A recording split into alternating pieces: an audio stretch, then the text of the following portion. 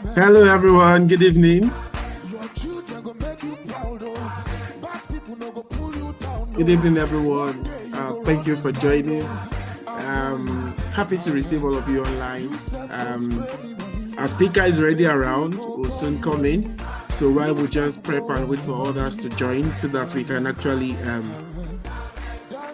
take the flights together. So guys, get excited, and you could sing that song and the playing in the background, and let's let's I don't even know the right words to say, but today is just fun for me. Today is my birthday, and it's a medium where I'm using this opportunity also to give back to the community.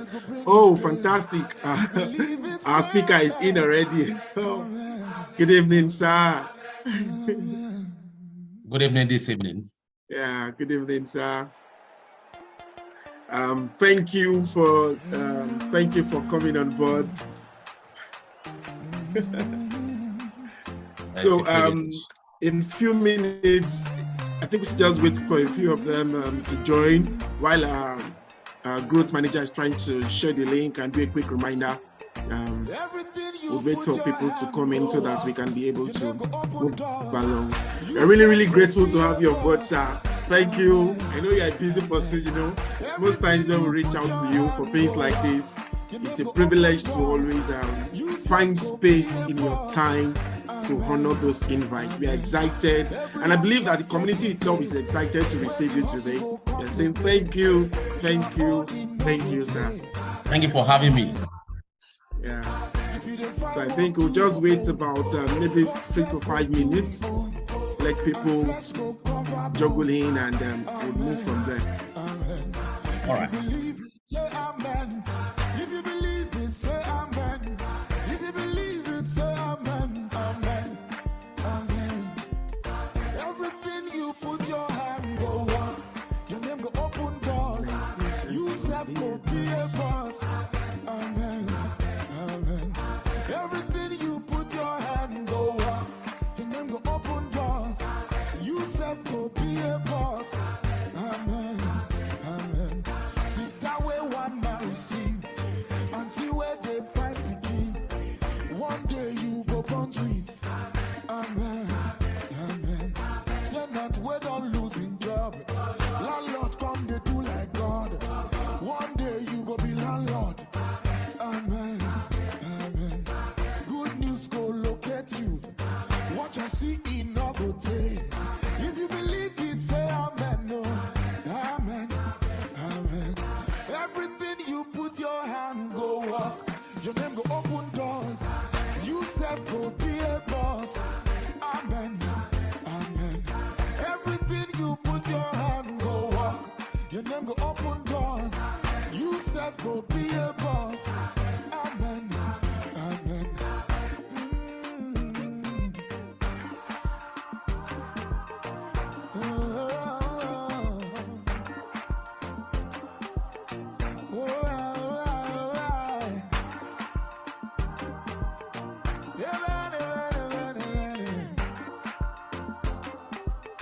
Long life go follow you. Strangers go favor you. Great men go honor you. Amen. Amen. One day you go sign the check. Oh. You self go drive that Benz. Oh. This life go still make sense. Oh. Amen. Your children go make you proud. Oh. Bad people no go pull you down. No. One day you go run this town. Oh. Amen. Amen. You self go spray me money. Baby go call you honey. You self go host the party. Amen. Amen. Dangote go be your friend. Otedola go be your friend. Adenuga go be your guy. Amen. Amen. Elubelu go be your guy. Abdusamad go be my guy. Rabbi, you go be my guy. Amen. Amen. Your life no go end in shame. Your business go bring you gain. If you believe it, say amen. Amen. Amen. Amen.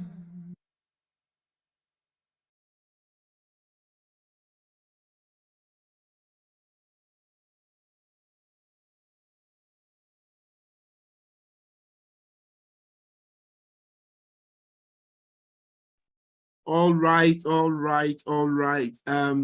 Good evening, everyone. Welcome to DCA Live. I'm happy to have you guys online. It's going to be a fantastic time together this evening. We are hoping to get maximum value and maximum knowledge. Our speaker is ready in the house and is ready to dish out to us information and insights that will help us scale up in our career, or perhaps more directly in our job itself. So guys, please get your pen ready, get your biros and papers ready so that you can please take points, take notes. The objective of today is actually for you to be able to pull down something practical, something that you can engage. Don't just have it on your head, just have something you want to engage. Recall that one of the goals or one of the things that we want to do at the Call Data is to be able to help people shift levels, upskill, make them take a step further, grow in their career.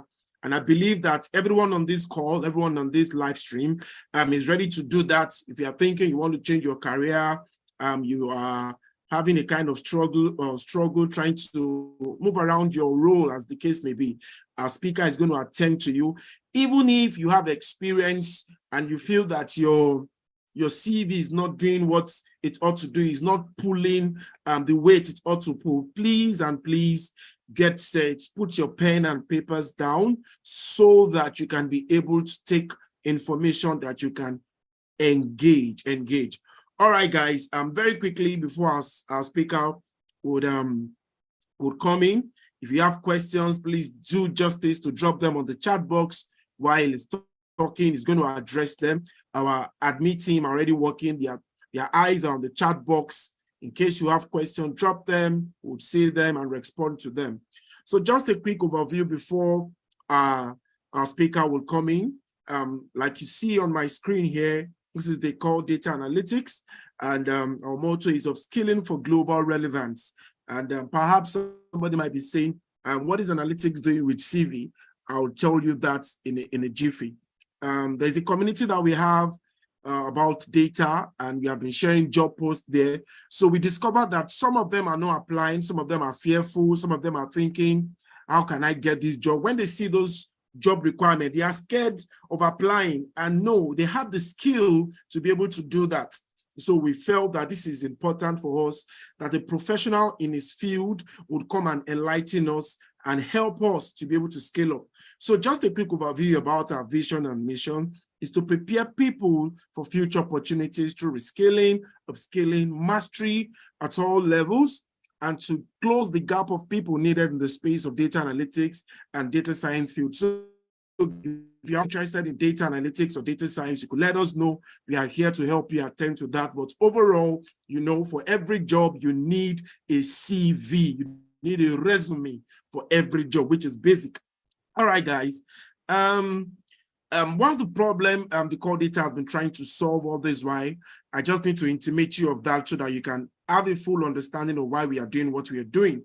So there's a job shift that is going on currently, and we are trying to help people prepare for that future that is coming. We don't want that future to meet anybody off guard. We are trying to give people the skill in the very how do I put it now? In a very simple way and an affordable way, as we can explain it. There are some of the things you could see on the screen there. That's the problem, and that's the solution beneath it. We are trying to prepare people, an organization, for this global shift. Are you aware that the oil of this century is now data? So we want people to be equipped in machine learning, data science, data analytics, BI, and what have you. Also, these are proven research that have been carried out. You could Google it, you could go online and check them. Also, there is a gap that is in that space of data. Record has it that about 70% of business leaders would prefer to employ someone with a data skill. Wow, someone with a data skill. And this lapsed in the year 2021. And this has grown up to about 85% in the current stats that we have. So guys, we want to close that gap. We want to equip people. If you're in the sales, you're in the HR, customer service, you need data to be able to attend to your customers and things like that. So guys, this is the problem and this is the solution we are proposing to solve generally. So guys, I want you to be attentive. and as we go together. Just a minute, let me change my slide. All right, and these are speaker. Some of us have been seeing him online. His name is Michael Adekombi. For short, we call him P Mike. So he's my pastor and my mentor. I can't overemphasize the wealth of knowledge I have drawn out of him. He has been a great influence to my life. No, this is not hyping, guys. This is not hyping. This is for real. This is just for real. So just a quick one. Let me read his profile to us. Mike Adekombi is the managing partner and lead consultant of Eden Care and Resources Limited and Cutting Edge Resources. He is a strategic thinker, researcher, public speaker, and human resource consultant with a passion for driving corporate strategic imperative, and a man used by God. Having his first degree in economics and a second degree in industrial labor relations, he is a member of the Chartered Institute of Personal Management of Nigeria. He holds a professional diploma in human resource management. He has facilitated many programs on human resource management and has also been involved in different counseling sections on issues of life and destiny. He has also been used by God to touch the lives of many youths, especially in career development, leadership, and life in Christ. He's currently the pastor of NLGC COG and Tony, Lagos State. Guys, I want you to welcome our guest speaker. Wherever I know, we might not see you clapping, just you can drop a chat. Let me see your chat. Come on, just drop something in your chat and let's celebrate him. Sir, we're grateful. Thank you for holding our invite, and over to you, sir. Okay, thank you for inviting me, and thank you for having me today. This is one of the very space that I'm very passionate about, especially because unemployment is growing globally, not just in Nigeria. I saw a statistics or a data today that was saying that 53.4% of youth in Nigeria are unemployed, actually, 53.4%. And that is mind-blowing if we have that number of youth that are not employed. And I found out in my little few years of experience that I've had, about 20 years now, that there are jobs, but a lot of times people don't know how to get the jobs. And you see, looking for a job or looking for employment is a job in itself. All right, which means that you need to develop the right skills to be able to know how to access the job. You need skills to do the job, and you need skills to be able to get the job before you start doing it. All right. In my experience interviewing people over the years, I discovered that many people actually have the skills, but they don't know how to articulate it. First, on their CV. Second, they don't know how to articulate and communicate it during the interview session. Okay, so today we are focusing on how to write winning CVs. Okay, whether you are a fresh school leaver, as it's called, or you've been in the workplace for years. All right, I've seen a lot of CVs, even from people who have 20 years, 25 years experience. I've had to redesign CVs for someone who had 30 years experience and all that. And when he wanted to get a government appointment, and they require his CV, he had to send the CV to me to redesign. So I've had to do all that over the years, and I discovered that what will give you access into the room is first your CV. So let's just get on it. Okay, if you look at my screen, I'm sure that you can see my screen. If you look at my screen, you see a picture, and this is just an analogy. This is just an image that shows what is happening in the marketplace every day.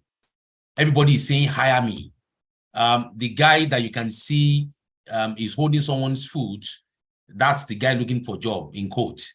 All right. He's holding the is holding the leg of an employer or of a recruiter, as it were.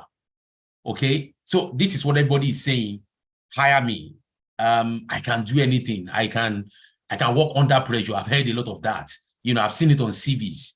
I'm very passionate. You know, have great attitude, and you know, people put all this out there without even understanding what it means. Anyways, I'm going to try to restrict myself to just CV writing today and not interviewing skills. Okay. All right. So, so note that this is what I've said already. Note that since 2008 and essentially after COVID era, a lot of things have changed in the workplace. Job hunting has changed dramatically.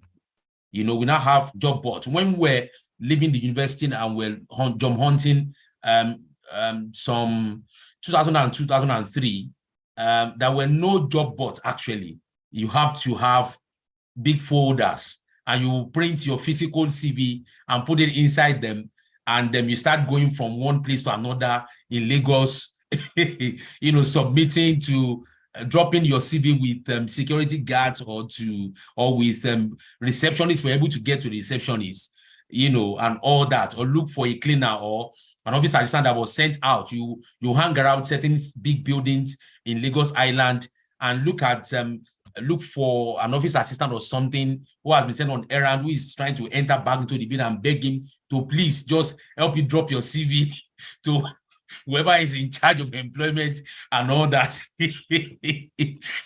That became our job, actually. Dropping CVs became our job. But you guys are privileged that some of us that are very young now, privileged now that you can, on your phone, you can click a link and apply for jobs, you know, and all that. So the access is there. You have the platform, unlimited platform. And do you know that AI, there's a particular AI tool that's been designed for looking for job now and for hunting for or headhunting talent as well. Do you know that? Maybe some of you are not aware. Solely designed for recruitment. Yes, AI. All right. You know, so you guys have a lot of platforms that can help you. So you must hone your job hunting skills in addition to your normal professional skills. And you know something, your job hunting skills are the skills you will still need to do the job. I'm telling you the truth. You will need your job hunting skills to be able to do the job. So you need your skills. You need the skills to hunt for the job. The same skills you need to hunt for the job are the same skills you need to retain the job. I've seen people come into the workplace and they cannot do what they have said they can do. So the skills that you use to hunt for the job are the skills that you will need to retain the job. Yeah, of course, and much more, because they will now need to update your skill. You need to upgrade your skill. You need to even reskill the skill that you said you have. All right. So that's the way it works. Okay. On my screen, you would see career and job, like just a major difference between both of them. And I think that it's very important to just mention that job refers to a paid position of regular employment. Career refers to an occupation that needs a special training and all that. So majorly, a job is short-term pursuit. A career is long-term pursuit. Your job can be your career, actually. Maybe you want to be a finance analyst, for instance, and you are able to get a job as a finance officer, finance assistant, finance executive, regardless of the title that they attach to it. You know, you're already in the pathway of your career. You're pursuing your career. But at times, like someone like me, I started from marketing. I started my career from marketing before I was able to navigate my way to HR, which has always been my passion. Okay, so you may have a job, and that job may not be a career path for you. All right, but you have to keep your eyes on the ball at all times. Let me just move on. So what is a CV? Because I'm hoping that people will be able to ask questions. I have a few slides I'm going to be sharing. So what is a CV? That's what we want to discuss, because you need to understand the meaning of a concept first before you can understand how to use it. So CV is a tool, okay? Is a marketing tool. That is what it is. Your CV is a tool as your laptop is a tool, as your phone is a tool, you know, as your pen is a tool, all right? As Microsoft Office is a tool, all right? As you have CRM tools, okay? As you have coding tools, all right? So CV is a tool. Because why is it a tool? Because it's a means to an end. It's not the end in itself. It is what you need to be able to get something done, right? So what does that mean? What does that mean? It means your CV is a tool that you need to be able to get a job. That is what it is, okay? Once you get a job, you don't need a CV on the job again. It is when you are trying to get another job, that's when you need your CV. But once you get the job, so the CV is a marketing tool.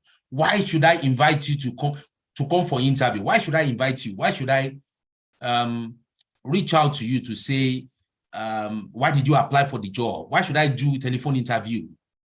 You know, in the first place, it's because of your CV, curriculum vitae. That's what it is in full.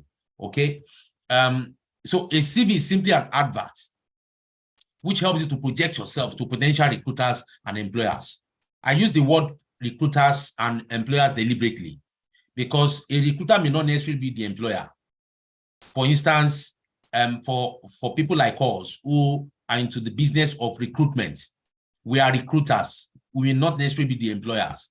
Your employer is the person that will pay you at the end of the day. All right. So that's the employer. And your employer is the organization and not the person. Okay. Your employer is the organization and not the person. Yes, your MD may own the company, but he is not the employer. That's why when there are issues in organization and there are litigation and all that, even if you have to add the MD to the litigation, the first person you would sue is the organization, because that is your employer. Your MD is only acting as a rep for your employer. Do you understand? All right. So a CV is simply an advert to project yourself to potential recruiters and employers. At times, you may not even get through or get by the recruiters to the employers. Because for people like us who are into the business of recruitment, as I've said before, we are engaged by employers to headhunt or poach or recruit talent for them. Okay. And so if you cannot get by us, you can't get to the employer in the first place. And something would make you to even get to us in order to get by us. All right. So, and that is your CV. Okay. Your CV is a concise information that presents your skills, experience, behavior, attitude, strengths that the employer is seeking. Of course, on your CV, you don't put your weaknesses there. You put your strengths, all right, on your CV, relevant to the job. That is what your CV is all about. All right. It's a document. It's a piece of document that presents your skills. It's essentially sells your brand. Another thing you need to understand is that you are a brand. And so you have an image, you have a logo. That is, you have an identity, you know, that differs from the other people that you are seeking jobs together. And that's what you should articulate on your CV, on this tool called CV. All right, let me just mention a cover letter before I go back to CV.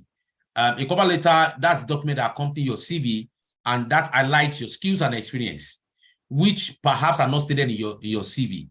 Why should you introduce yourself to me as a hiring manager or as a recruiter? Through your cover letter, all right?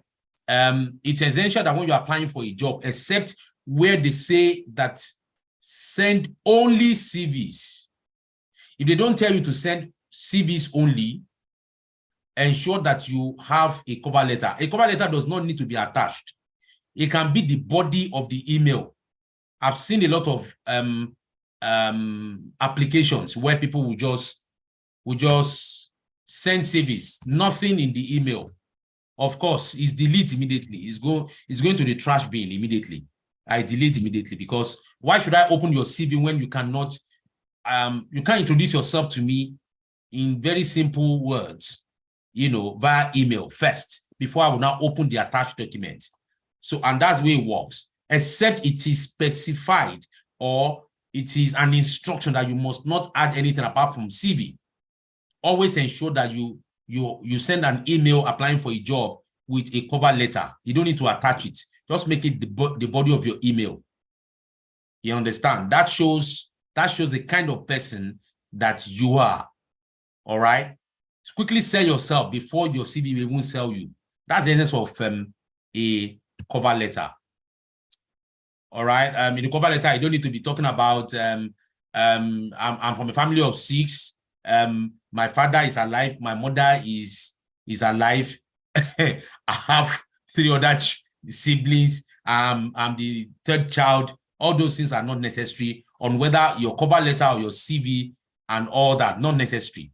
All right. If an employer or potential employer requires such information, they would ask that in a personal data form, or we call it personnel data form, which after you have gotten a job is what you would have to fill. For whatever reason, some organizations will ask you to fill all that. Okay. So, but initially when you're trying to have access to the room, don't forget which room actually. Interview room. That's what you are trying to access. Okay, and you want to do everything to get into that room or into those rooms. Because there are many people that are competing with you to get into those rooms or into that room. You are not alone. So many people are trying to get into the same room. Okay, so don't mention salary and all that. These are except they asked you for it. Some job advert you see that you should mention your cover letter, your salary expectations. All right, that's when you should do that. Else, do not do that. All right. Okay, so you can see a man holding binoculars and trying to, what's he trying to do? He's trying to scout. This is perhaps the hiring manager or the recruiter. All right. Okay, let me define the word. Hiring manager is more often used for the manager that is seeking the employment of talent into his or her unit or department. That's the hiring manager. That person has a say on whether you enter the organization actually. All right, so that is the binoculars there. We are always holding as recruiters to look for who fits the bill and who should enter the room and perhaps have a day on the table. All right, you have a day on the table when you're able to negotiate your way into an organization. All right. So okay, so let me just move on to the next slide. All right, please, if there's any question, you can let me know, or maybe you allow me to finish, then we can go over the questions as much as possible. Okay, so how well do you fit the job description? These are some of the things that you need to have at the back of your mind. Okay, let me say this as a rule of the thumb. You don't have just one CV, one cap fit it all. You don't have just one CV for all job advert. No, you don't. Because roles, the same roles, though, differ in functions in different organizations and industries. What a finance manager is doing in oil and gas sector or industry may be different from in telecoms to an extent. The principles are fundamentally the same, all right? The applications will not be the same based on their operations, all right? So certain emphasis are laid in certain adverts that are not in certain other adverts, even though it's the same data analyst role. That's what you need to pay attention to in every advert that you see. So I know how to tweak your CV to fit what the recruiter or the hiring manager is expecting to see. Okay, so how well do you fit the job description? What are the skills, abilities, and qualities you have that can benefit the organization? Why are you the best fit for the job and the organization? These are some of the things we are trying to summarize, and you are summarizing it you are very articulate in summarizing it. You are not missing out the keywords. All right. You are not missing out the keywords. You are not missing out on the keywords to use in order to articulate this. What you are trying to do is to ensure there is an alignment between what you are presenting and what is being expected. Because that is the first thing. You know, now there are tools called, there is a tool called ATS. It's a general tool in recruitment. ATS means applicant tracking system. Once that tool does not see the keywords inside an ad, it will just decline your CV automatically. It doesn't even get to the recruiter or to the hiring manager at all. It screens it off, you know, automatic. You understand? If, for instance, I'm looking for keywords like, let's say HR, talent management, talent acquisition, and all that, and they are pronounced in the job adverts as the keywords, all right, that have imputed into the ATS, and it's not on your CV, even if you are the best recruiter in the world, it passes it into the bin straight or declines it. It doesn't get into the shortlisted folder at all. And imagine when you have 1,000, at times I recall I was hiring for a client. We were looking for five rows to fill. That should be 13, 14 years ago, 2009 or 2010, thereabout. And, you know, I got 5,000 CVs. And of course, I didn't have access to ATS tool, 5,000 CVs. So what do you think I'll be looking for? I have just 1 minute for every CV I open. So what do? First page. Once the first page is not speaking to what I'm looking for, I delete it immediately. I don't look at it again. So let me just say this. I'm not able to get there concerning CV. Your first page is your most important page on your CV. Your first page is your most important. Once your first page is not telling me or telling a recruiter what the recruiter is looking for, there's no point going to the second page. And again, because your CV is voluminous, doesn't guarantee you a day in the room or access into the room at all. No, it's even a distraction. Imagine I have 5,000 CVs to shortlist from. Let's even say I have ATS, and ATS was able to do, say, 100 CVs per row shortlisted from out of 5,000. So I have 100 people to check their CVs again before I now begin to reach out to them. And I'm looking for just one person. Do you think I'll be spending time to be going over somebody's CV, second page, third page? No. There's no time for that at all. Okay, because the marketplace, the job marketplace is highly competitive now. So there's no time to waste time, really. Like we say, there's no time to even check time. All right. So that is why it is very important. So what should a CV contain? I'm going to be, I don't know. I hope I'm not going too fast or too slow. I think it's just fine, sir. Okay. All right. So one of the things that you want to have in your CV, I wanted to have, maybe I'll be able to show you my CV so that you can see. It's just a template out of many templates. All right. What is important is that you understand the principles and not cram the templates, because there are many templates. All right. There's no one cap fits all. What is important is understand the principles guiding writing a winning CV. Even if you have given your CV to a professional CV writer, so when the person is doing something wrong, you can say, no, chairman, please, what you have done here is not correct. This is not how it should be, because you understand the principles guiding how to write a winning CV. Else, whatever they give to you, I've met people during interviews and they will say, by the time you drill them, they will begin to say, I'm sorry, someone helped me to write the CV, you know. Even if somebody has helped you to write the CV, understand the principles, ask questions. All right. So you want to have your bio data, you want to have your name, of course, you can't have a CV without a name. If there is a CV without a name, who am I dealing with? There's no identity. Your name is your identity first. That's where everything starts from. Okay? So be proud of your name. All right? No matter how, even if your name is Ajanle Koko, no matter how, fantastic the name look, be proud of it. It's your identity. Put it there. Okay? And let it be conspicuous. All right? Let it be clear. Your name should be your name. Okay? Date of birth is not necessary for experienced candidates. For entry-level candidates, fresh school leavers, may be necessary for you to put your date of birth there, because most jobs, especially in Nigeria, have entry-level age. Okay? So you are 25, 20, whatever, you can put it there.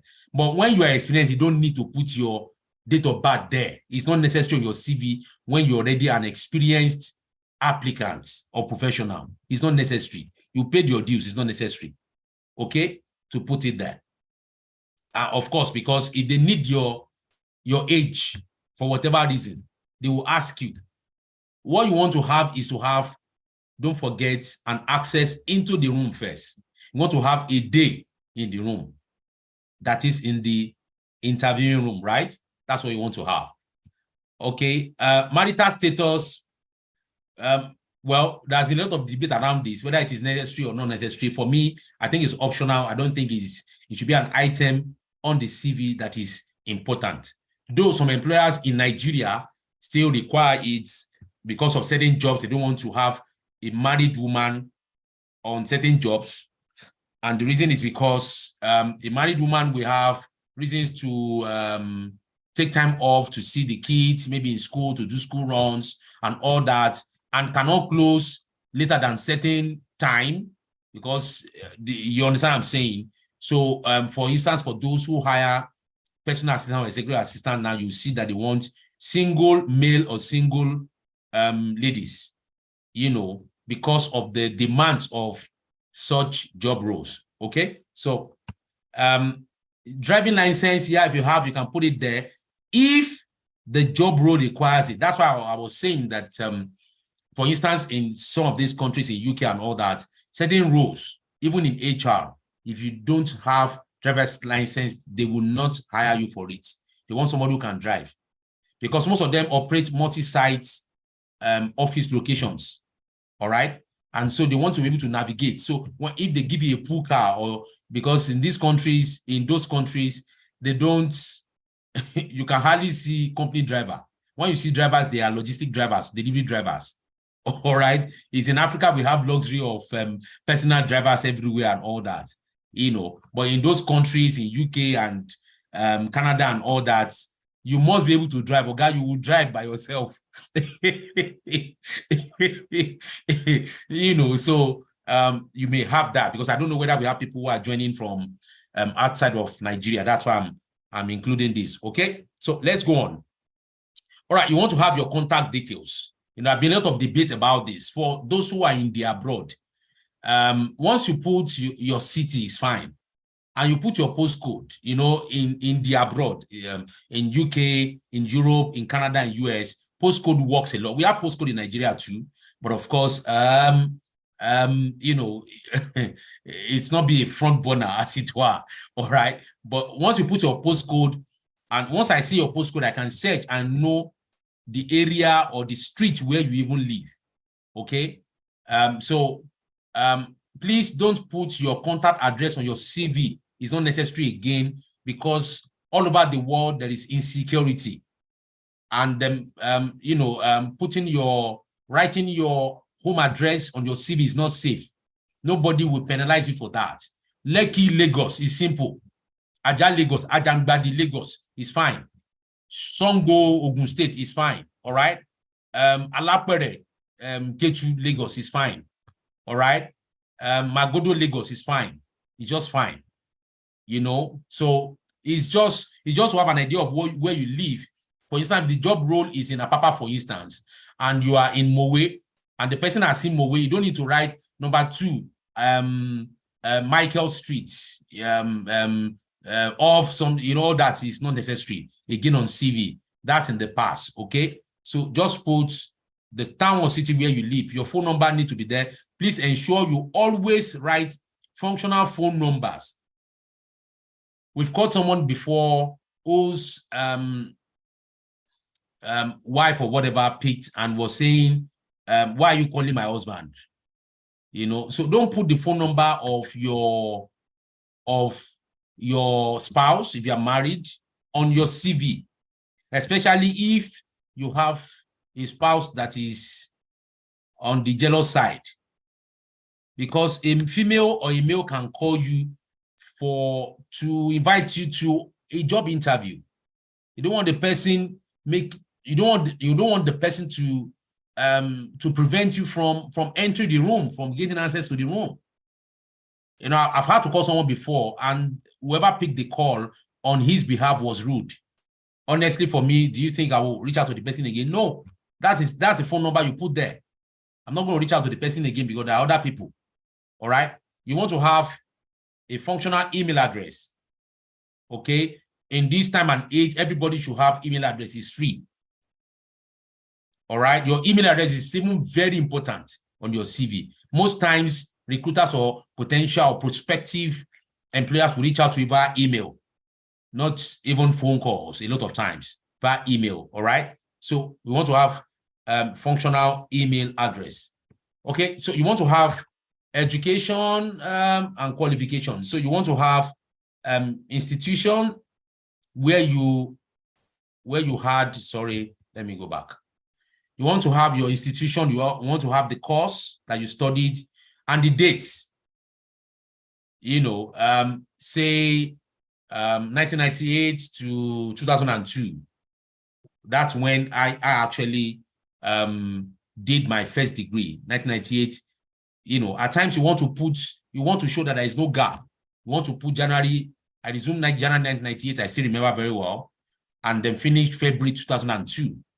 All right. So you want to put that on your CV to show there is no gap. All right. So it's important you have institution, you have course, you have the course of study, of course. You have, for some of us that read certain courses that are general courses and you now have specialization, it's important you put it there. It may be important you put it there to show that you now specialize in so and so. Okay. You want to have other development programs on your CV. The awarding institution or body, you need to put it there. If you are, for instance, ICANN certified, or you have CBAP. CBAP is I think certified business analysis professional, something like that. Okay, you want to have that, and the awarding body is IIBA. Okay, so you want to have that on your CV with the dates that you've qualified. And there's something I missed out. For professional certifications, especially for the international ones, it may be necessary for you to put your license number there. You understand? Because a recruiter or a prospective employer can easily search and check if you actually have that qualification, especially if it is a requirement for that role. If it's there is what we call must-haves, and and may-haves. The must-haves are the qualifications or the skills that are germane to the success of the job holder. The may-haves are the skills or qualifications that, okay, if you don't have it, it's fine. Just like if you're recruiting a finance manager, you may say, for instance, you see some advert that will say ACA is an additional something like that. It's a plus. Okay, so if they put it like that, it means it's a may have, not a must have. Some you will see ACCA is mandatory or ACA is mandatory and all that. Once you see something like that, you know that it is germane to the success of the job holder. Okay, and you put the date. Okay, your job history, you want to have your work experience, place of work, the dates, position or destination or title, whichever one you want to put there, and the job description as well. I'm going to be explaining this. I think I have another slide to buttress something on this. Okay. All right. So let me speak to entry-level professionals now. Let me just speak to entry-level professionals. That is, you don't have experience, you're just coming from school. You are fresh, like you are very fresh, like you just, as if you just had your bath. So you're just fresh from school, like that. Probably it's just NYC you have done. All right. And then you are coming to the workplace and you can see they are asking for skills and you are wondering, what skills have I actually developed? You know, I've not had the opportunity to work really and all that. But you'll be shocked that you have skills already. You just need to know how to articulate them professionally and present them. All right. Now, skills. It is important that even if they didn't teach you in school, it doesn't matter. There are skills that you need to be able to list, both hard skills. Hard skills are called functional skills, all right, or technical skills, and they can be IT skills. When I say IT, I don't mean software development skills like the ones that David, does. I don't mean using SQL, HTML, C#, all those your stuffs, and all that. I don't mean that only. That is, of course, a technical or hard skill or IT skill. Maybe as simple as your proficiency in Microsoft Word, Microsoft Excel. Those are very basic IT tools that anyone should be able to use. No employer wants to come and teach you that. If you get on YouTube, there are very many videos that can help you. And this is part of what they call data analytics does as well. Training on Excel, and it's very cheap. I'm sure that you can buy into that and get trained. Excel training, Excel, Word, PowerPoint. They are the most basic. Microsoft has other ones like VCO projects and all that. But once you can know how to use Word, Excel, and PowerPoint, at least get the basics. Be able to use them to basics or intermediate level. You are very, very fine. You are ready for the workplace. Okay, so again, you can list language proficiency, maybe beyond English and your native language. Your native language, I'm sure you know what I mean by that, your mother tongue. Maybe you have basic skill in French, in Spanish or whatever. Put it there on your CV. But if it's just English language, well, that is general anyways, it's expected. Okay, soft skills like communication skills, like interpersonal skill, teamwork, problems. You see, some of these soft skills are required soft skills in the workplace. Whether you're a professional of 20, 30 years, on the job or in the workplace, in the corporate world, or you are just fresh from school, you are meant to have these soft skills, of course, at different levels, right? The expectation for someone with 5 years experience, 10 years experience, 15 years, 20 years will be different from somebody who have 0 years of experience, all right, post-graduation. Okay, so all the skills you learned, communicating with your course mates and all that, they are skills. While you were doing your project or your term paper and all that, group presentations and all that, they are skills. Put it there. All right? Problem solving. You solve problems. In fact, if you have not solved problems, you should not graduate. It may not be high-tech or high-level problem-solving skills, but that basic problem-solving skill, just ensure that you put it there. It can help you to get into the room. Then you can go and explain. I saw problem for my dad. How? Mention it. Do you understand? So some of this is at times when people see some of these skills, they are thinking about very high-tech something. You're able to have solved some grammatical or mathematical complex problems. No, it doesn't have to be very complex problems that you have solved. No, but you have solved problem. Just ensure you are able to articulate it and present it in a professional context. That's all you need, actually. You solve problem for your parents. Mention it, put it there, and explain how. You see, let me mention this. every skill is transferable. Yes. Every skill is transferable. What is important is your ability to be able to articulate the transferability of that skill into the workplace. That is all you need. The wisdom to articulate it, to aggregate it, and present it in a professional format, in a format that the hiring manager or the recruiter can relate with within a professional context is what you need. Okay? Maybe you've even helped some of your classmates to solve their problems. Why? Maybe you've helped somebody to even pass an exam, not by writing it for them, that's what I'm saying, but by teaching them. You've transferred knowledge. You've imparted somebody, you know, they understand. You've trained someone, put it there. You've developed teamwork. Just mention it that you worked on a project together with some of your teammates on a term paper or something, you know, and all that, or an assignment. It's teamwork. It's teamwork skill. It doesn't go beyond that, even in the workplace. It's teamwork skill. All right? So just your ability to articulate that. So you put it there. That's for entry-level guys. Again, include any skills gained during internships. If you have done IT, CWS, and all that, any skill you have developed, put it there on your CV. You have volunteered. You have done some volunteering work and all that, whether on campus, maybe in all those your clubs and all that, maybe in student union, maybe in your fellowship. For some of us who are Christians and you join, you have done it. It's the same skill set that is required in the workplace. Some of you were maybe general secretary of your fellowship or whatever secretary, whatever. You have coordinated people. Put it there. You've exemplified leader. You have developed leadership skill at that level. Your ability to be able to articulate it and present it is what is important. You are not lying. It's the truth. Okay? Put it there.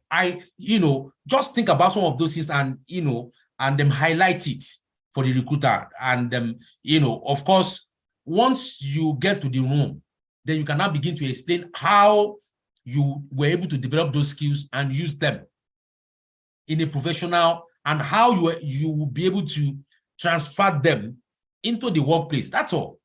That's all we're always looking for, actually. All right. Project and coursework. Maybe you have done some projects. Even during your NYSC, some of us have done some projects. You've done, some of us were part of PPAs. Or what's it called? What's that thing called? Primary place of assignment in your PPA. Yeah, you've been posted to maybe road safety or to adult education. Like I did adult education as my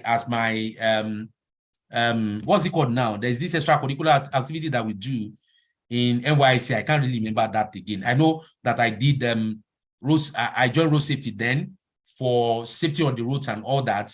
Then afterwards, I now went to join adult education. We're going to the marketplace to teach women how to calculate their profit from their just basic mathematics and commerce.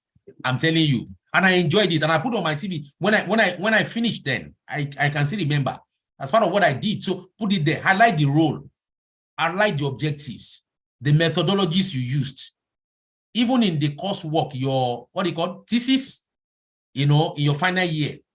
Highlight it, put it there, because you don't have much to talk about yet.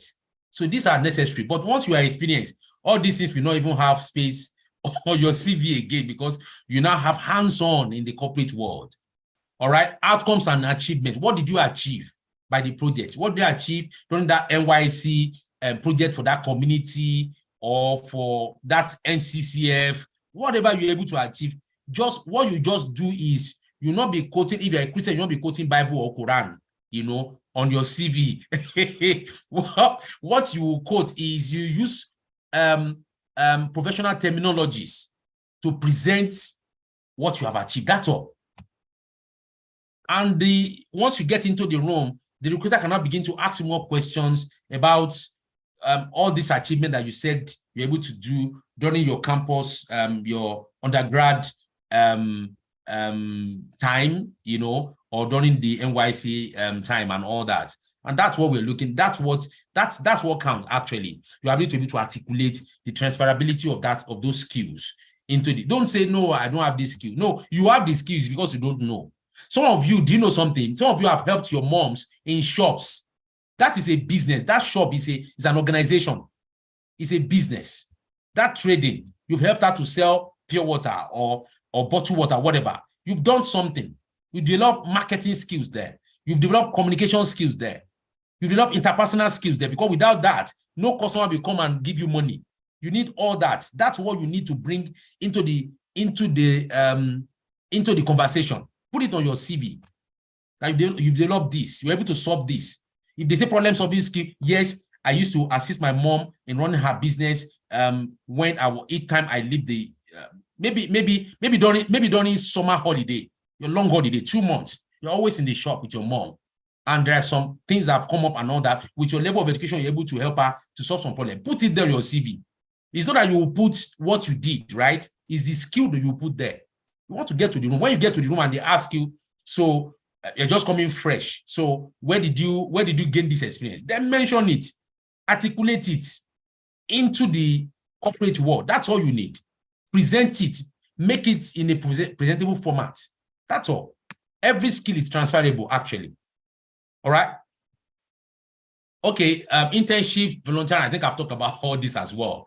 Part-time jobs, and for instance, when I was waiting between the time I finished in 2002 February and the time I went for NYSC in September of 2002, I was working in a bakery as a cashier, so to say. It was on my CV until I had about 2 years, 3 years experience. That's when I deleted because it was not relevant again.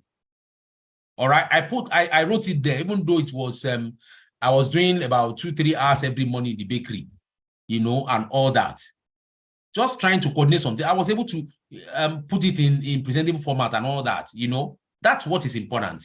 Okay, describe the responsibility, transferable skills acquired, and your accomplishment. How were you able to solve problems within that context? Because if you can solve problem on a lower scale, you can solve it on a more complex scale. It's the same principle. What you need to do is just to be able to apply it on a larger scale, and you graduate it. That's all. Okay. Leadership role, like I've mentioned, some of you have led clubs, JCI, Rotary Club, Lions Club, or you have been part of it. Mention your community group self, even the student arm of your fellowship, RCF and NLCF, all those, put it there on your CV. You have developed the leadership capacity. Put it there. Some of you have led 200 people, 500 people, 100 people, 50 people. You have led, though, is leadership skills. It's the same fundamental it's same fundamental leadership skills that you will need to lead 1 million people. That you have developed on that level. The only thing is your grit, your agility. You're now developing with time and maturity as well. You can scale every skill that you see is scalable. Every skill is scalable. You can scale it. Okay, let's say your leadership skill, I'm trying to explain what I mean by that. Leadership skill, for instance, on a band scale is 1, all right, because you are leading 5 people. And now they put 50 people in front of you. That leadership skill can move from 1 to band scale 2 or 3. It's the same principle. What is important is that you are building on it to be able to handle more complex situations. All right. So just highlight all that, the communication, or I've mentioned this. You are organized. You know that some of you are just organized. You have that organizational skills. You can organize. If you enter a room, you can spot where there is a problem and can put. So that is what we need in the workplace. That is what recruiters are looking for. Somebody who can make the workplace to be or can make business operations to be seamless. That's a major skill for an office administrator, actually, or for an executive assistant or personal assistant. Okay. Let me move on. Okay, so list any certifications and all that. Online courses you have. That's why some of you don't joke with online courses. There are plenty of them. Put it there on your CV. Okay, even experienced hand, except in making your CV to be so, voluminous. All right. Put it down your CV, workshops, whatever you have attended. Very important. Reference is not compulsory, mandatory again that you put references. Just simply put references available on request, because once you get into the room, you can always ask for reference. But as entry-level guy, if you're an entry-level guy, you can put, because at times certain names can open doors for you. Somebody can see your referee and say, wow, so you know the MD of so, you understand? They can even call you. Maybe they are trying to even get business from that person's company, so they can reach out to you. At least you have, but ensure that whoever is your referee, you have told the person already that his name or her name is on your CV, so that by the time they call them, the person is not wondering that I'm not sure I know the person. You have you have closed the door yourself. All right. Whoever, even if somebody just met at a training program or something, tell them that, ask them if they don't mind you using them as your reference. And of course, your referee or guarantor should be somebody who has known you for a while before the person can be able to write good recommendation about you. Okay. Okay, let me these are just the do's. I'll talk about the don'ts. I hope I'm still within time. Okay, all right. Okay, so these are the do's, all right? Those are general content layouts that I've mentioned, all right? Some things I will repeat again for emphasis sake. Some things I'll just skip. Number one, use power verbs and quantifiable data on your CV. Power verbs like emphasize, design. Don't write to design, or I've seen a lot of CVs. You see, I was designing. No, it's not necessary. Power verbs, designed reports for weekly review. Do you understand? Okay, those are power verbs. Compel, customize, format, state. Just use precise power verbs and quantifiable data. Okay. That is when you are mentioning your, okay, noted. When you are mentioning your achievements, mention in data form. You're able to reduce the costs, reduced cost of hiring by 10%. If you are a recruiter, something like that. Make it quantifiable. All right. Format your CV appropriately. This is very important that you justify it. I've seen a lot of people that they don't even know how to use Word. The only thing they can do on Word is to type. It's more than that, sir. You must be able to format your CV appropriately. Okay, use the right fonts. Font sizes have to be consistent. Font types don't use Times New Roman and use Calibri in the middle, and now use Callisto towards the end, and now use Georgia. No. Use one font type for consistency and size. Ideally, officially, you should use size 12, except for your name that you want to make it more conspicuous on top of your CV or on the side of your CV, whichever way you want to write it. That one with your name, because you want it to be more glaring. It's acceptable to make it maybe like 24 or something, to just make it bolder. All right. Customize your CV to the job advert or to the job that you're applying for. That's why you should be. I've mentioned this before. Customize it.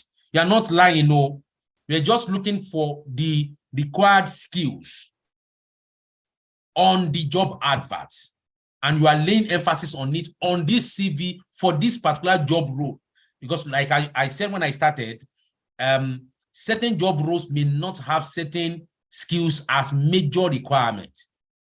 Okay, so if you have those skills and they are required for this particular job application, emphasize it. All right, start with a compelling professional summary. Very important. I've seen of career objective. Please delete career objective. Career objective is putting you in a position where you are telling the organization what you want to get, what you want to gain. But professional summary is telling the organization who you are and what the organization stand to gain by hiring you. Make it powerful, make it catchy. All right? That's your professional summary, or you could just make it professional profile. All right, state your work experience. I like your work history. Start from the most recent. Don't list your job descriptions. Just put your job summary, your responsibility summary. All right, after you have written the job title, the date, and the employer name and all that, your responsibility in summary. Don't list your job descriptions.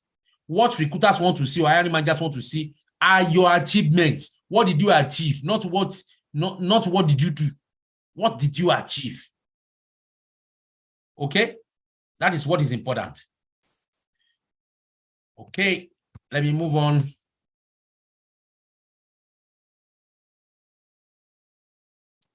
Sorry, seems my system want to hang, but okay, it's moving now.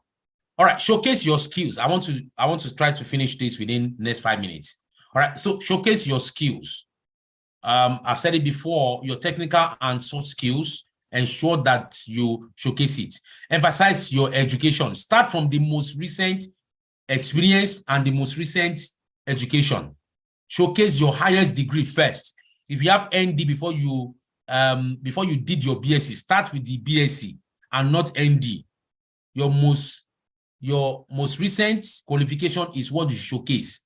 All right, then you can scale it like that to your secondary school and all that. All right.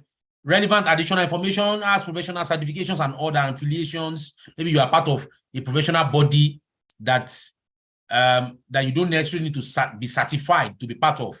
Do you understand? You know, you can write it there. It can make way for you. It can give you access into the room. All right. Keep it concise. Your CV, let me say this. The truth is that your CV does not, you don't need your CV to be more than 2 pages, no matter your years of experience. Let me now tell you, if you have, for instance, 20 years experience, 15 years experience, of course, you've worked in a lot of places, or you worked in 2 or 3 places and blah, blah, blah, you know, and you have volumes of experience and all that.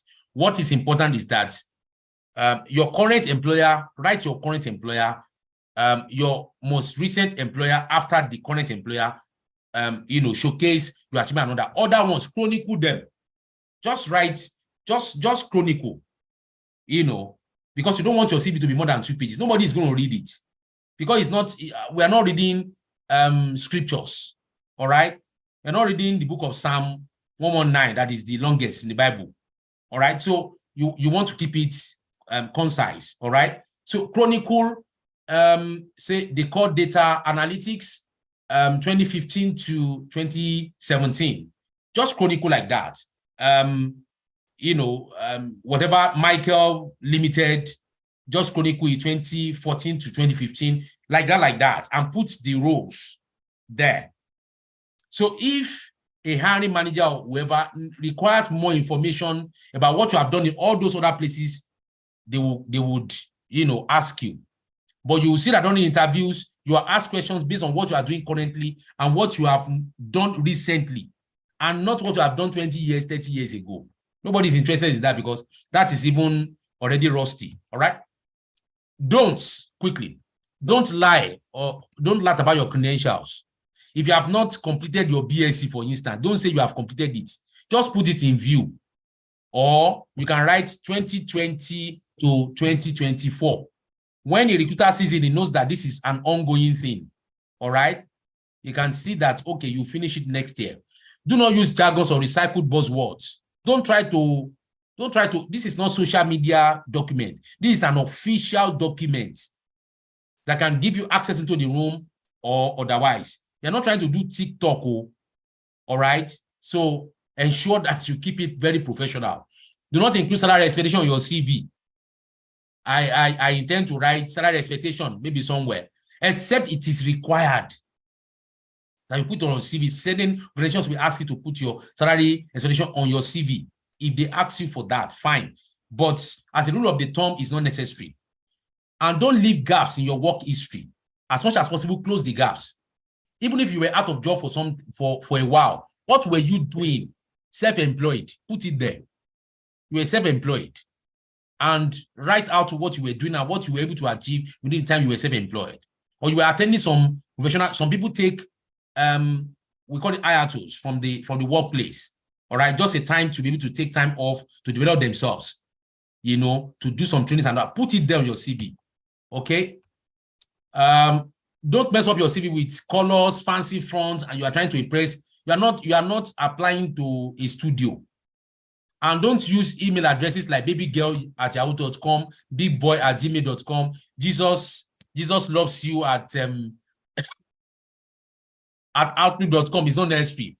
It's always good to use your name, Mike Adekombi or Michael Adekombi@gmail.com. Use it like that, straightforward. Okay? Because you are dealing with an official document. All right? And do not put non-functional phone number. I've mentioned it before. Let me address on your CV. Ensure that you have a winning profile on professional sites like LinkedIn, Indeed, Glassdoor, very important. A lot of recruiters now, once they receive your applications, they'll first go to your LinkedIn profile to go and see it. Ensure what you have on your CV is in tandem to a large extent with what you have on your LinkedIn profile and Indeed and Glassdoor and all those professional sites. All right? Okay, let me leave all that because my time is up. You can always read this and all that. So, okay, let me just take this final quote. Okay. Okay, if you can see it, you can read it along. The skills that make a person employable are not so much the ones needed on the job as the ones needed to get the job. Do you understand? Skills like the ability to find a job opening. I've mentioned it when I first started. Complete an application. That's the skills. Okay. How to complete, in fact, complete an application, you know, there's some site that you have a large form to be able to fill and all that. Some are 2 pages, 3 pages to fill and all that. There's a skill that is needed to be, is meticulousness. You are detailed. Okay. You know, it's a skill to prepare resume and survive an interview.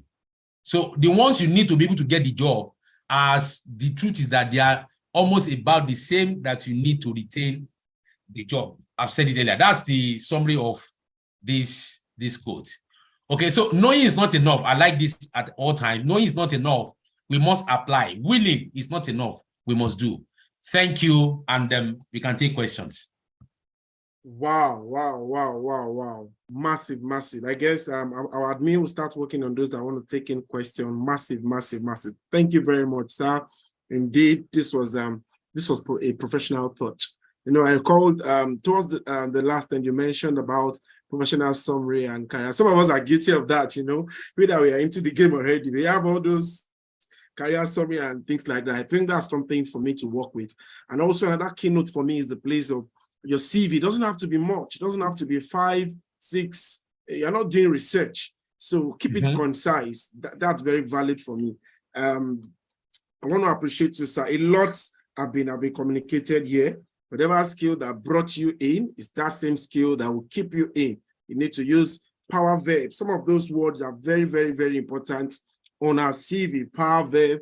Let's make our CV quantifiable in data form. You know, in my head, I began to think that, yes, I've done this. By the time I began to say that I helped the company to scale up 2%, 10%, you know, that kind of thing makes your CV happy itself. Like, so when the recruiter is looking at it, how did you do it?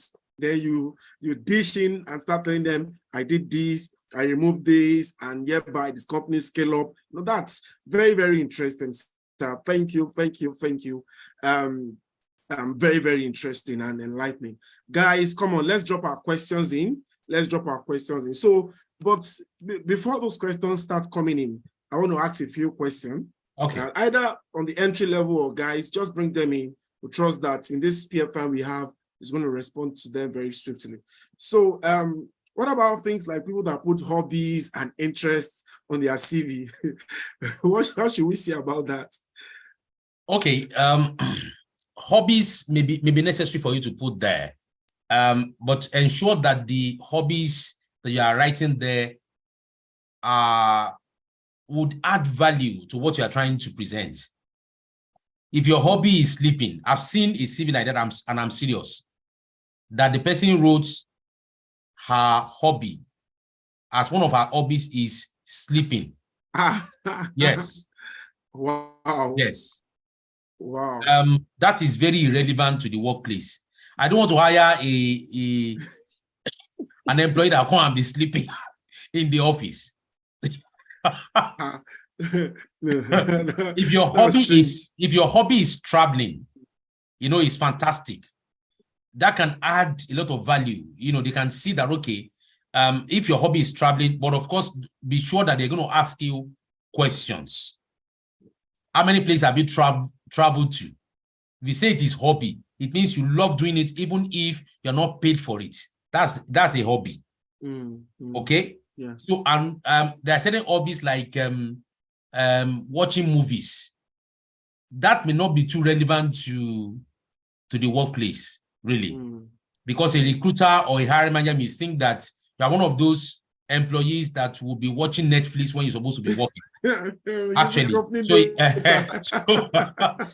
because you have developed a lot of competence in watching, in seeing movies on Netflix or on Amazon Prime, So just ensure that whatever you are presenting on your CV is relevant to the job role and is going to add value to the document and not devalue it.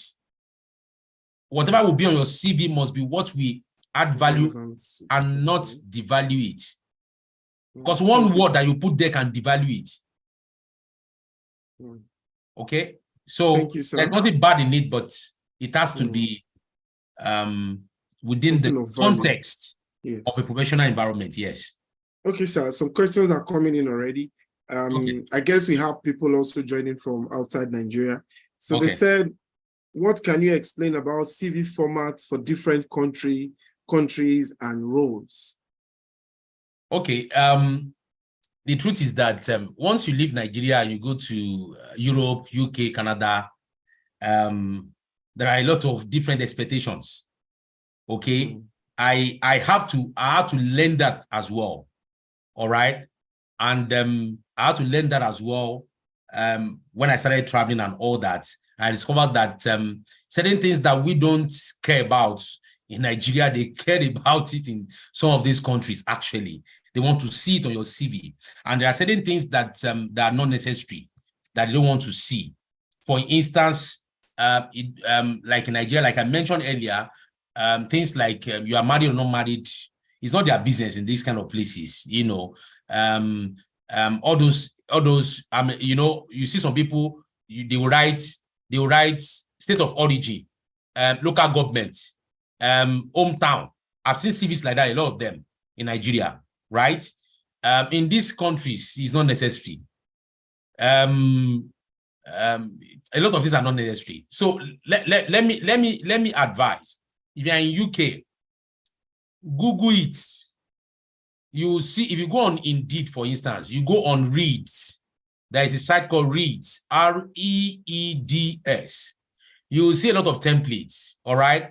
There's a CV site called enhancedcv.com. There is myperfectcv.co.uk. You see a lot of templates there that are in tandem with what employers and hiring managers are expecting in those countries. If you go to what's it called now? You go to Canada as well. That's why you see Indeed, for instance, they have sites for Nigeria, Indeed.com for Nigeria. In UK, they have Indeed.co.uk. In Canada, I think it's Indeed.ca. That's how they did it. So that there is that customization to each country according to what the employers are expecting to see on your CV. So that's what I can say generally. But the principles I've shared, that's why I said, learn the principles. Don't copy templates. Because if you bring Nigeria's templates to UK or to Canada, you will not see anybody inviting you to interviews. And for some of us who are in Nigeria and you want international jobs, you need to understand that there are templates that are consistent with the expectations of the employers in those countries, that can showcase your skills and all that within that context. So just ensure, do your research and check them. And AI tools have made this thing, a bit easier.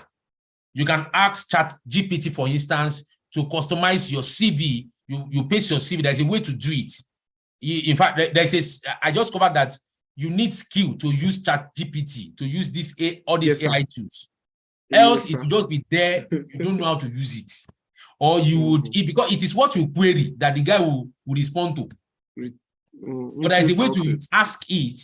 In fact, I have to learn it. There's a way to ask it to customize your CV for you.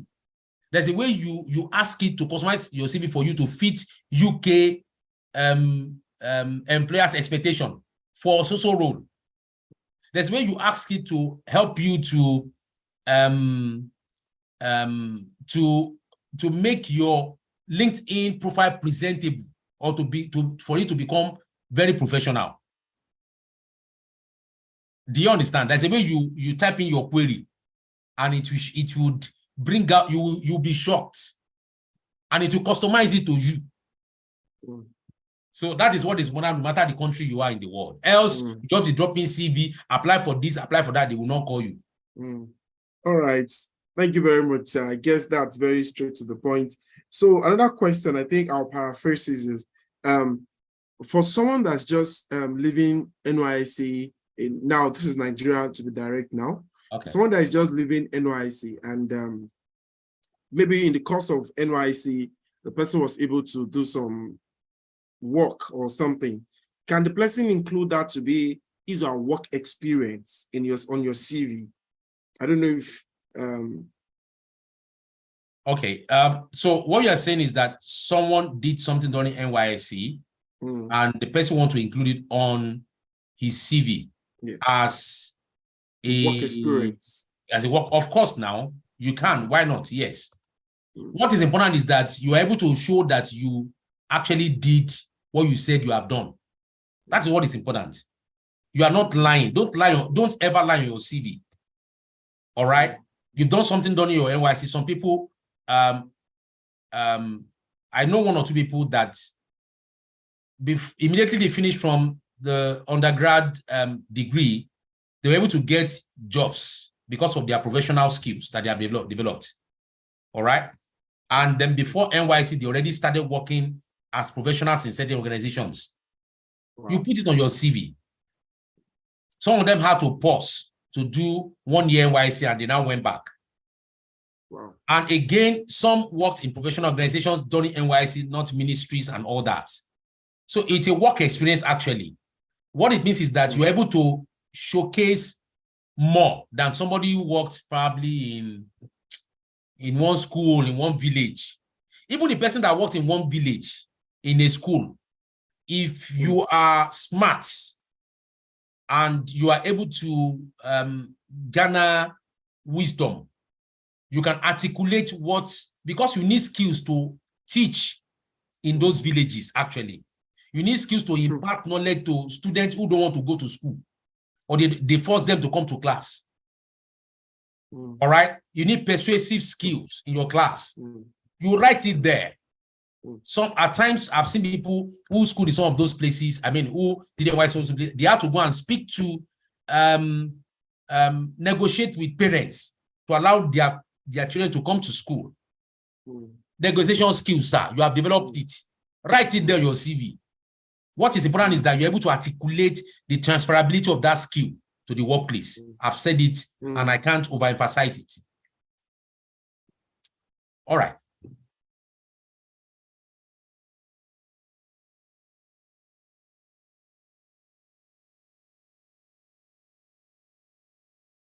Okay, I think, I don't know if anybody still has any question. I think maybe David had, okay, I actually I'm trying to see if I can display my CV while we're waiting for David to come back. Oh, okay. All right. Okay. Sorry about that. My network threw me out. I don't know. Okay. Yeah, some questions are coming in already. Oh, okay. I hope we can still take all of them. Okay. Our admin is really coming and engaging lecture on, like, I call it a lecture. Well, very, very interesting. So someone said, what's the difference between resume and CV? Okay, CV is actually used in most times in the academic world. And the format is such that though we use it interchangeably, and it's not a crime, right? In the corporate world, it's normally used in environments where they do more research and all that. So you chronicle your publications, you chronicle the research, you chronicle the papers you have published, the unpublished papers, peer review papers, and all that, the journals you have written. That is CV. That's why you see a CV of a professor is 8 pages. That is required in that space. That's why they call it CV.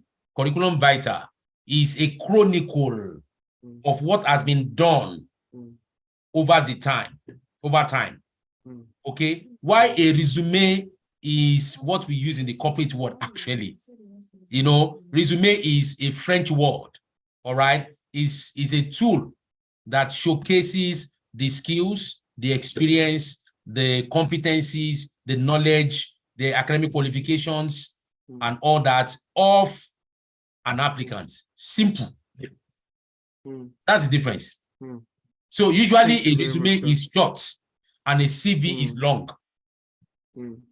Because they need to see all those things to be able to say, okay, we are appointing you as associate professor. Do you understand? They need to see all those things, all those publications, all those books you have written, all those peer reviews you have done, all those papers you have gone to present with United Nations, all those ones you did with Rotary Club, with Lagos State government, with United Nations, all those, they need to see it. That's why it calls curriculum vitae. It's a chronicle, and it's always a long thing. But resume is short. That's why we always say, keep your resume to 2 pages. Maybe I should quickly show you my resume. Can I just show it? Just very quick. Go ahead, sir. Okay. This is my resume. For instance, if you can see it, you see what I've written. This is my UK address and all that there. You can see what I just wrote. Bournemouth, lead HR consultant. That's what I do at present with Eden Care. You can see on the left-hand side, you can see that my name is very bogus. You can't miss it. You can see my profile, resourceful recruitment and people manager with competencies in implementing end-to-end recruitment cycle. That's what I do. All right. That's a competence I have. Learning and development is part of what I do. People management and customer service strategy, because you can't do HR successfully without customer service skills and strategies. You can't. All right. Relationship manager. You manage relationship as a HR practitioner. All right. Focus on deepening client relationships by providing superior service and so because Eden Care is into the business of what they call employment business. It's part of what we do. We call it our staff outsourcing in Nigeria. All right. So that's why you can't do that without managing relationships with clients. All right. So you can see it. Anyone that sees it now, any recruiter that sees it, understand what I'm talking about. Okay. On my left-hand side, you see the skills I've highlighted. Recruitment and retention strategies is a skill, interviewing skill, performance management, team building, administrative support, complaint resolution, staff training, all that you see it highlighted there. And in terms of what I've been doing, I closed this one in this CV so that it shows that I'm out of job, so to say. I just did it for this purpose. All right. You see my job summary there. I'm responsible for external recruitment, outsourced staff, support services, and HR advisory to organizations. That's what I do as the lead HR consultant. You see my achievement as I chronicled it. All right. Some of them you see the data I'm talking about. All right. Executive initiatives to reduce unapproved sick leave and absences to about 2% for clients, of course. Implemented initiative that reduce maintenance costs of official cars to 5% from 20%. Those are kind of data we're talking about that you need to showcase.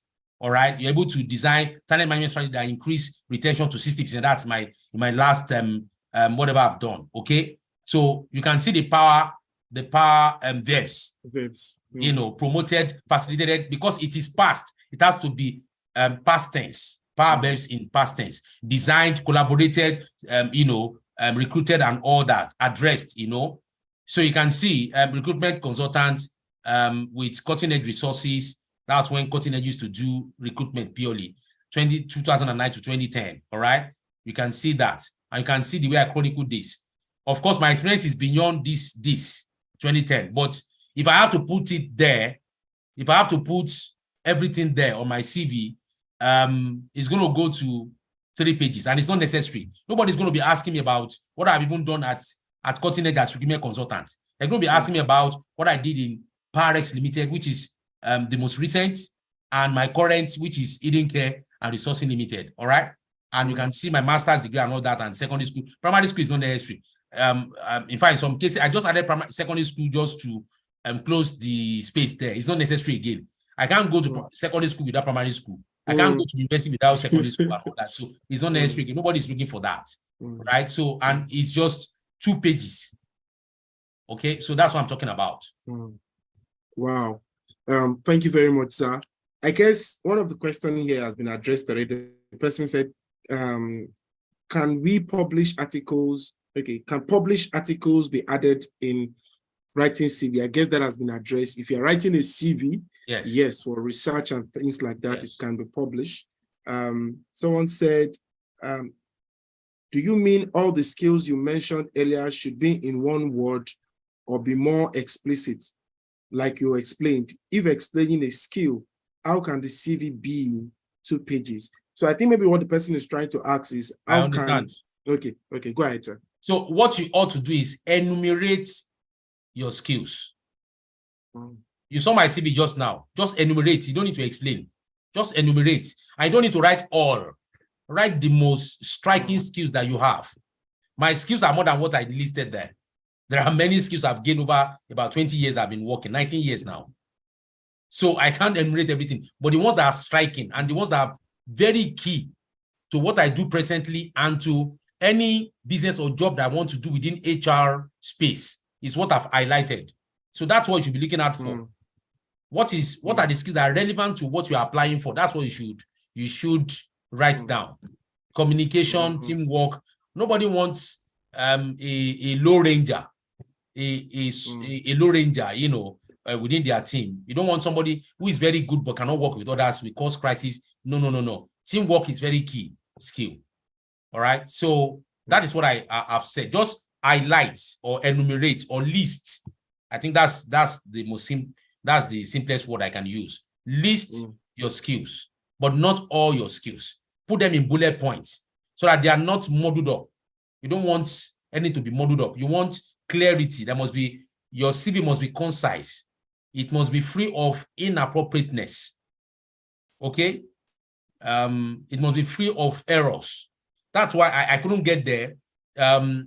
Once you write your CV or somebody has helped you write your CV, take a second look and ask somebody else who is a professional as well. Don't give it to a carpenter. I'm not saying it is wrong to do carpentry. I'm saying that give it to somebody who is also job hunting or who is a professional in the workplace, can help you. And the person is meticulous. Because I've met people in the workplace that are not meticulous. They will see errors, they can't even identify it. Okay? Give it to somebody that you can trust. His meticulousness can check the CV for you for a second look if there are errors, so that you can eliminate the errors or inappropriateness. Okay? All right, thank you. All right, sir. 2 more questions. I'll pack them in one so that to be able to close. Thank you guys for sticking around. The attendance is quite massive. Thank you guys. Just 2 more questions and we'll call it a beautiful evening. Someone said, good job, sir. Can a professional CV be in 1 page? That's 1 question. Number 2, is it compulsory that cover letter accompanying CV? So those 2 questions, sir, and we'll round off.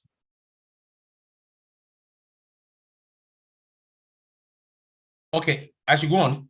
Yes, sir. So there are 2 questions. Yes, professional CV can be 1 page, especially for entry-level guys, because you don't have so much experience. So your CV can be 1 page. It is allowed. It's okay. And that's why your CV should not be more than 2 pages, max 2 pages.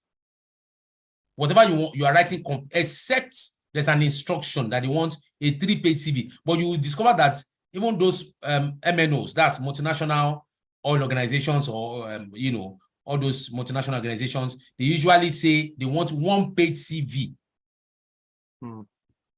Because you should be able to articulate everything into 1 page, especially when you are applying to a management trainee role. You are entry level. It's a professional CV, but 1 page is enough. Or you are still within entry level till first year, second year, third year in the work. You are still entry level, actually. You know, so your CV, 1-page CV is okay.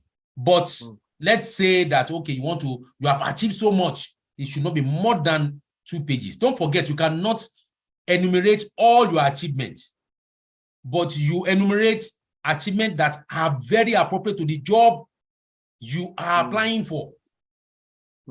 And the most striking achievement for you that made the most impact in the organizations where you have worked is what you should enumerate. That's the principle, really. I think one more question to that: should a cover letter, that's their time? Okay, cover letter it's important when you are applying for any job. And like I've said, your cover letter, you don't need to attach your cover letter. Your cover letter can be the page, the body of the mail. Don't send an empty email when you're applying for a job. Don't just write, I've seen it before, I've seen it many times. FYA, for your attention. Michael Adekombi. What's that one? I'm not going to open that CV. And most recruiters will not open it. It has shown the kind of person that is applying. That this one is not detailed. It's not paying attention to. You are not selling yourself. Your cover letter should not be more than maybe two paragraphs. All right, but you're able to say something striking that will make the recruiter or the potential employer to open your CV in the first place. Because personally, as a recruiter, I don't download all CVs. No. Once I look at the cover letter in the body of the mail, I can predict the kind of person that owns that CV. You know, so and for a lot of us who are recruiters, when we compare notes, we have agreed on that, because you will see somebody will do forward, and don't forward your CV. You are forwarding your CV to 1 million people at the same time, and I can see the trail of, and you have forwarded it to Nestle, Unilever, to this one. No. Delete all that and make it fresh. Even if you are forwarding the CV, open the body of the mail and delete all the forwarding, you know, and all that. Wow. All right, sir. Guys, thank you for sticking in. Wow, the attendance was very, very massive. I never expected that such a number will be online. I guess we have massive knowledge and something to inspire us to start applying for job. Guys in the DCA community, I hope you are set to start applying for those data job, and every other person. Sorry if I'm a little bit biased.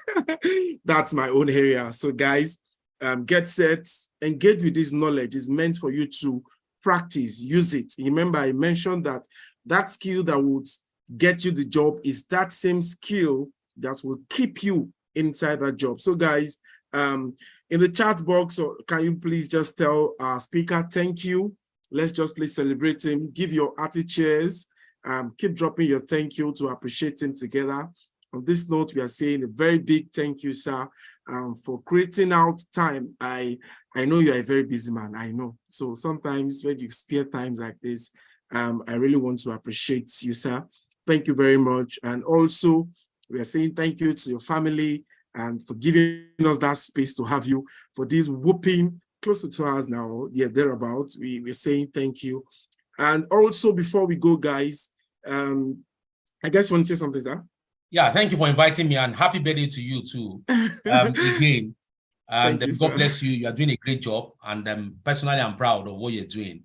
Well, thank you, sir. With the Excel training, actually, and data analysis training. Keep it up. Yeah. Thank you, sir. It's needed. Thank you very much, sir.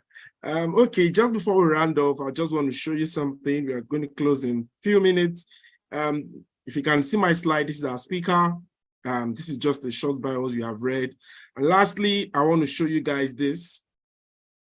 Also, this is the core data analytics. If you are just tuning in, we run our training on data analysis or data analytics itself. And we have one starting next week. It's going to run for 6 weekends rather. So if you're interested, we're going to be teaching people on Excel, SQL, and Power BI. From no matter the level you are, come on board. We're going to give you practical knowledge. It's project-based. So get set to get massive knowledge from us. And I trust that actually we are running a promo, and the promo is about 70% off. And this is part of what we want to achieve. Make this knowledge available for people. Let's see how we can close the gap for people in itself. So guys, if you want to register, please let us know. The group, the growth admin is also online. You could drop a chat and say you want to register. Let's know how you're going to go about that. All right, guys. And lastly, I want you to do something for me. This is the Core Data Analytics YouTube page. We had a little downtime from our YouTube page. That was why we could not use this particular one. So guys, you could just go to our YouTube page, the Core Data Analytics. Kindly just subscribe and like, because this video or this live stream is going to be uploaded in this channel also. So guys, go there right now, subscribe, like, and there I'm going to be showing you a lot of things on data. That YouTube is going to be power packed. There are some of the things I want to bring in: Power BI, R, Python, and the like. So guys, subscribe and like that, and I hope that we'll all have a good time together. So guys, it's been a great time having you on this live on DCA, and there's one song I'll play together, and I hope you like that song. So guys, in just a few minutes, if you know that song, you could sing it just to get yourself inspired. So, and you could sing along. It's a prayer.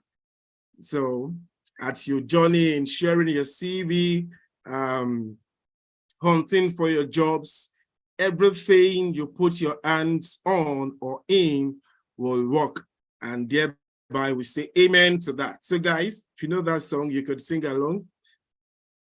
Yeah. You said go be a boss. Amen. Amen. Amen. If you believe in that song, come on, sing along. It's just the fun. Amen. Amen. Amen. Amen. All right, guys. It's been a fun time here, and I hope you had massive knowledge. Thank you, everyone. Happy cheers to you. Thank you, everyone, for celebrating me today. God bless you, and have a great time with God in tomorrow's service. Cheers, guys. Bye.